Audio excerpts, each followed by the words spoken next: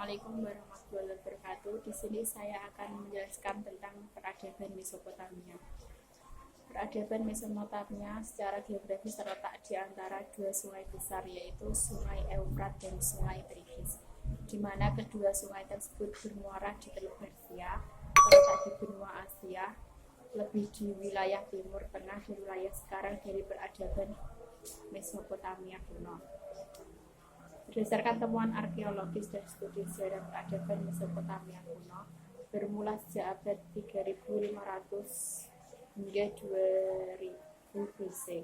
Bernama Mesopotamia kuno secara etimologis berasal dari kata mesos yang berarti tengah dan promos yang berarti sungai.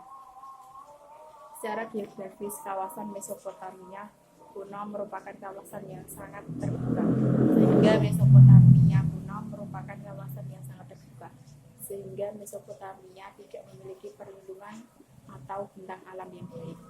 Kondisi ini menyebabkan banyaknya bangsa asing silih berganti menguasai daerah ini.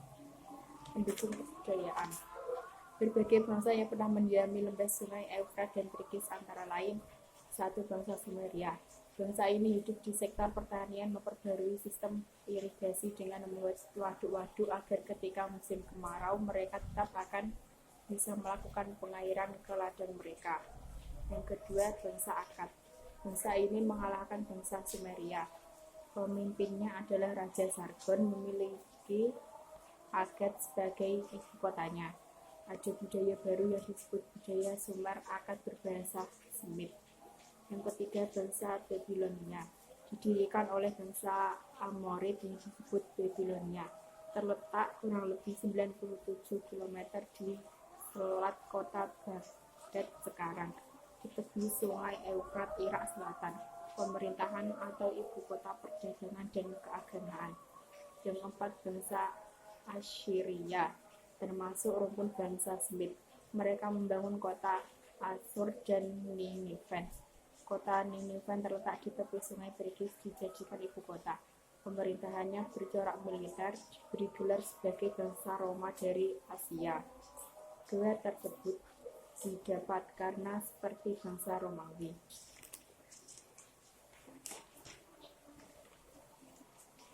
Hasil-hasil kebudayaan, yaitu 1. Sistem kalender, 2. Matematika dengan hitungan per 60, yang ketiga zigurat, yang keempat kode Hammurabi, yang kelima gerbang istana, yang keenam tulisan cuneiform, yang ketujuh patung budaya, yang kedelapan cerita epik Gilgamesh, yang kesembilan alat musik laut, yang kesepuluh baju kaftan.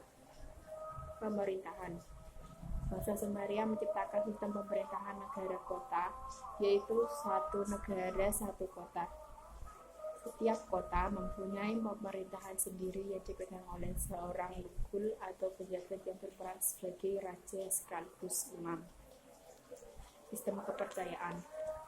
Sistem kepercayaan dan religion yang diikuti masyarakat Mesopotamia kuno adalah dengan menyembah banyak dewa, berupa dewa Enlil sebagai dewa bumi dan sekaligus sebagai dewa tertinggi yang menguasai alam semesta.